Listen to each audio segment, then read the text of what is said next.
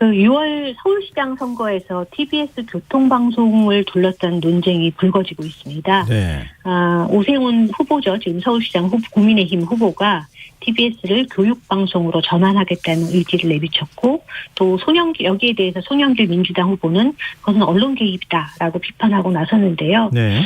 후보가 최근 언론 인터뷰에서 TBS 기능 전환에 대한 뚜렷한 의지를 내비쳤다는 점에서 향후 논란이 좀 불가피해 보입니다. 그래서 네. 오늘은 TBS 교통방송 기능 전환을 둘러싼 쟁점들을 좀 살펴보고자 합니다. 근데 교통방송을 교육방송으로 만들겠다는 거잖아요. 그렇죠. 네. 그러니까 방송의 성격이 완전히 달라지는 겁니까? 네.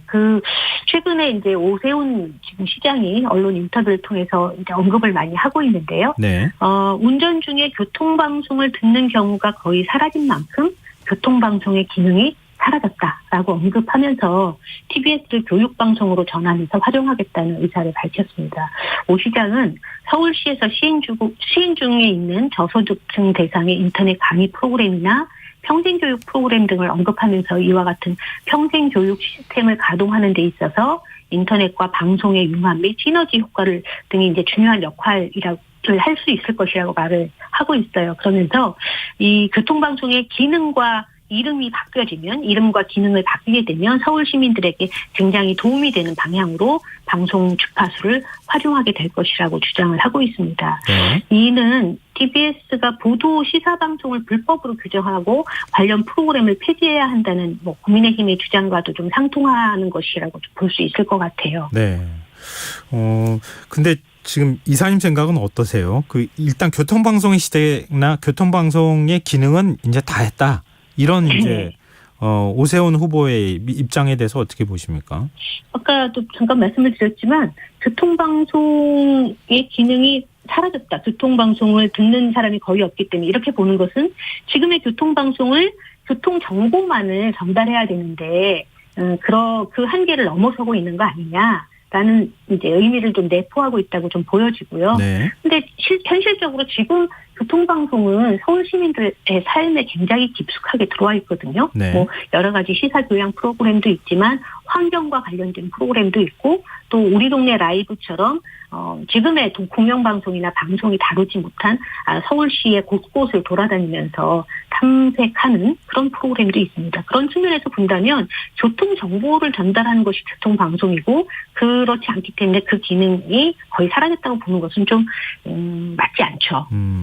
TBS 측 반응이 어떤지 궁금해요. 네. TBS 지부하고 이제 TBS 노동조합은 지난 16일 논평에서 시장은 선을 넘었다.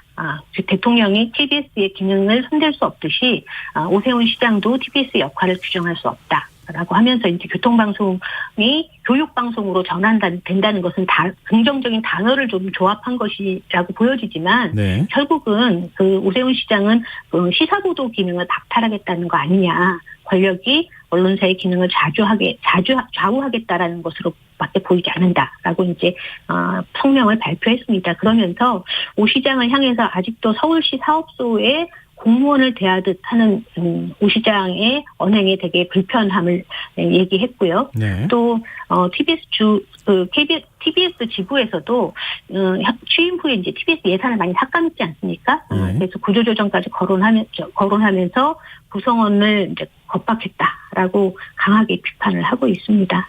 혹시 TBS 노조에서 방송 탄압이다 얘기를 네. 하고 있고 민주당 송영길 후보는 언론 개입이다 이렇게 비판하고 있잖아요. 여기에 대한 오세훈 후보 측 입장이 나온 게 있습니까?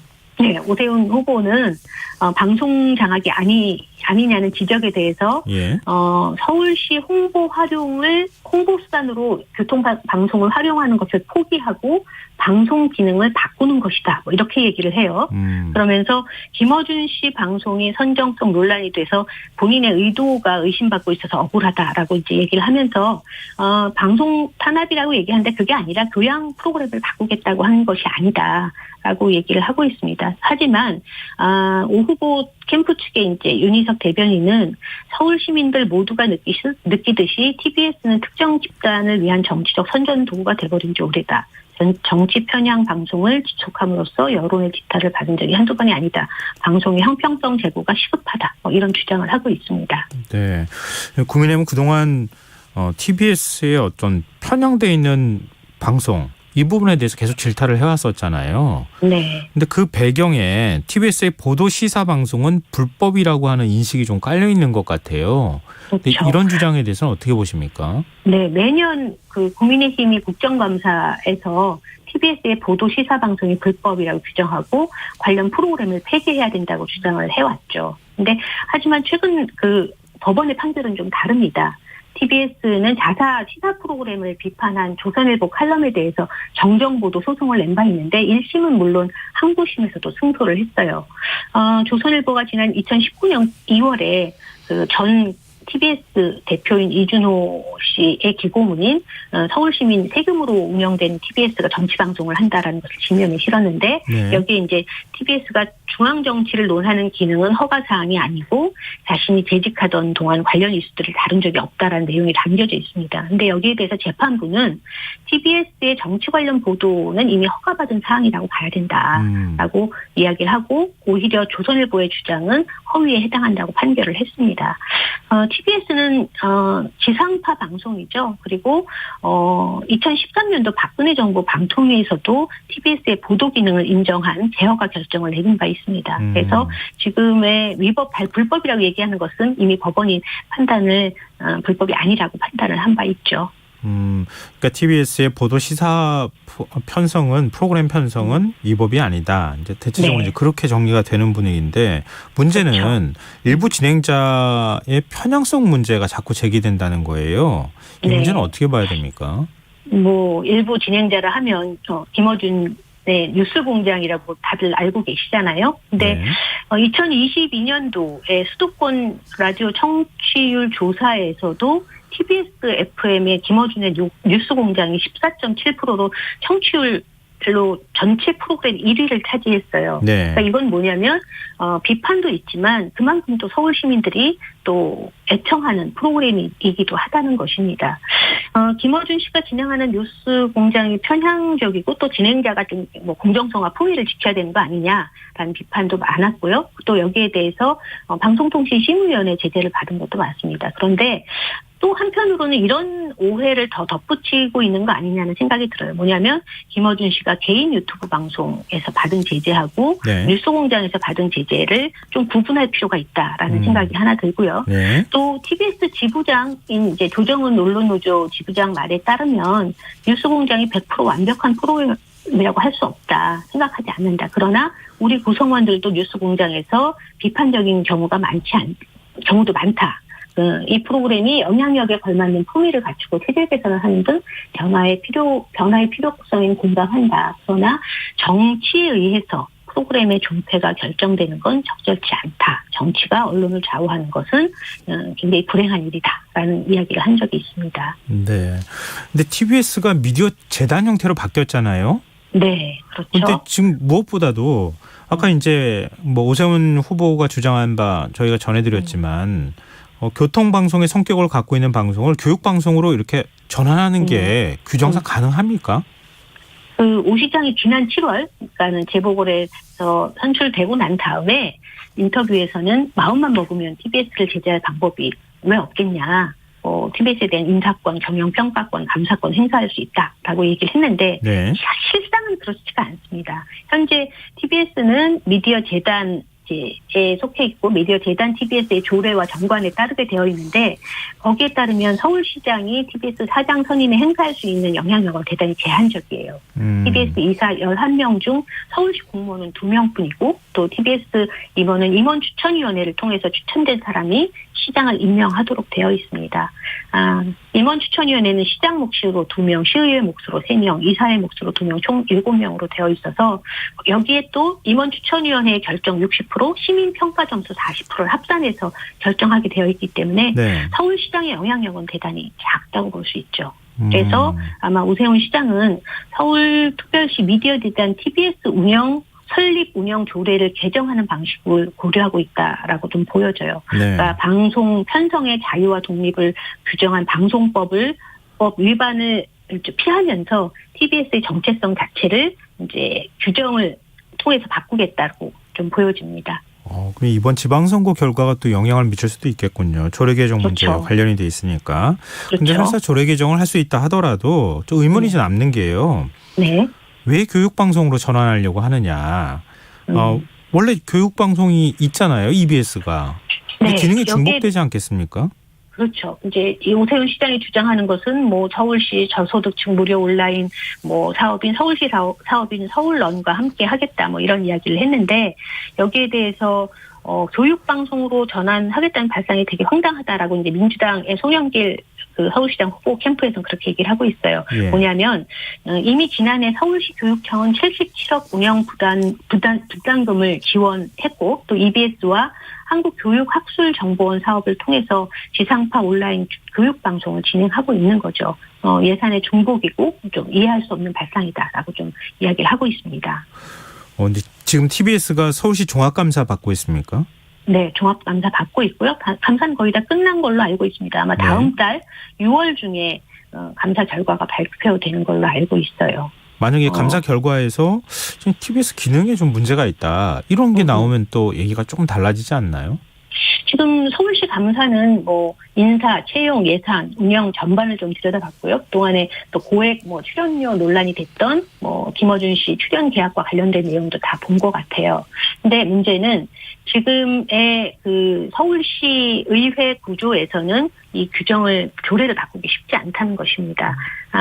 그래서 그 오세훈 캠프는 뭐 14일 논평에서 TBS의 개혁의 첫걸음은 서울시의회의 개혁이다. 이번 선거를 통해서 새롭고 합리적인 시의회가 된다면 TBS가 개혁을 이룰 수 있을 것이다라고 얘기를 하고 있어요.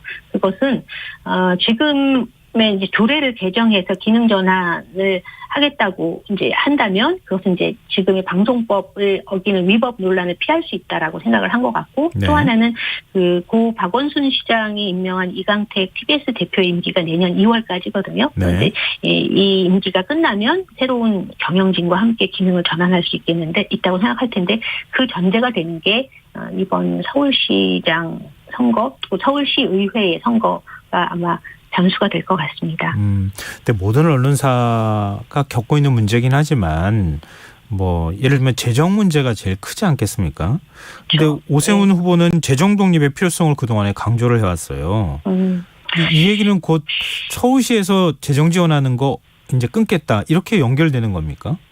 이미 그 재정이 많이 삭감됐습니다. 올해 그 TBS 예산안이 TBS 출연금 규모를 작년보다 122억 원을 삭감했거든요. 예. 근데 이제 시의회의 협상 과정에서 67억을 증액해서 최종 이제 320억으로 편성이 됐는데 이것은 총 예산의 68.6%밖에 되지 않아요. 그러면 나머지 예전보다 굉장히 줄었다는 거죠. 근데 이렇게 이제 예산을 삭감하면서 뭐 KBS, EBS 같은 언론사들과 비교할 때 재정 자립도를 높이고 또 경영 합리화가 필요하다라고 얘기하는데 정부가 TBS의 라디오 상업 광고를 못하게 막고 있는 상황에서 고정적으로 지원된 예산을 27% 가까이 삭감했다는 것은 예산을 통한 길들이기 아니냐라는 우려가 높습니다. 네.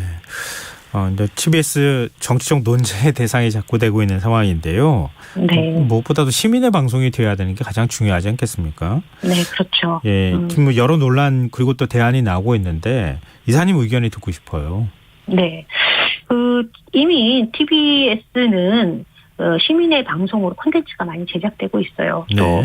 또 온라인 동영상 서비스인 OTT 등 새로운 플랫폼 출연으로 이제 급변하는 미디어 환경에서 공적 영역에서 반드시 제공해야 되는 정보를 담은 프로그램이 많이 줄어들고 있거든요. 그런 상황에서 공영방송 TBS의 역할은 굉장히 중요하다라고 생각이 드는데 여기서 잠깐 말씀드렸듯이 예산을 어떻게 확보할 것이냐라는 문제인데 사실 미디어 재단이 만들어진 것도 독립성을 이제 확보하기 위한 건데 뭐 만들어졌다고 해서 곧바로 독립성이 만들어지는 건 아니거든요. 네. 적절하게 기본적으로 운영될 수 있도록 하면서 독립을 하도록 해야 되는데 그런 여유를 주고 있지 않은 게 지금의 오세훈 시장인 것 같아요. 그런 측면에서 보면 재정 산정 지금 적절한 예산을 어떻게 만들 거냐 그리고 네. 어떻게 충원할 거냐라는 것에 대해서 재정 산정위원회를 좀 전문성 있고 공정한 분들로 모셔서 네. 그렇게 좀 만들어 나가면서 알겠습니다. TBS가 공영방송 서울 시민의 네, 방송으로 여기서 마무리하겠습니다. 하는 게 좋겠습니다. 네. 네. 기자일설 언론인권센터 윤여진 상임이사와 함께했습니다. 고맙습니다. 네, 감사합니다. 네, 1부 순서는 여기서 마무리하고요. 전 11시 전과 2부에 오겠습니다.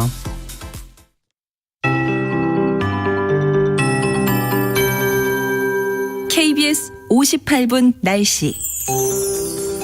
오늘 서울 지방의 낮 최고기온 25.4도로 평년보다 2도가 높았고 대구는 최고기온이 31.1도, 포항 30.7도까지 오르는 등 영남 일부 지역에서는 30도를 넘기도 했습니다. 내일은 낮 기온이 오늘보다 조금 낮아지긴 하겠지만 여전히 대부분 25도를 웃돌면서 초여름 날씨가 계속되겠습니다. 내일 전국적으로 가끔 구름 많이 끼겠습니다. 오늘 밤부터 내일 아침 사이에 경기 북서 내륙과 강원도 중북부 내륙 지방에는 가시거리 200m 미만의 짙은 안개가 낀 곳이 있겠고 그 밖에 수도권과 강원도 지역 안개가 낀 곳이 있겠습니다. 교통안전에 유의하시기 바랍니다. 강원 영동과 충청권 내륙, 전라권 일부, 경북과 경남 일부 지역에 건조주의보가 발효 중이고 바람도 강하게 불겠습니다. 화재 예방에 유의하시기 바랍니다. 내일 아침 기온은 광주 14도, 서울 대구 15도가 예상됩니다. 낮 기온은 포항 30도, 대구 29도, 광주 울산 27도, 서울 대전 26도, 세종 부산 제주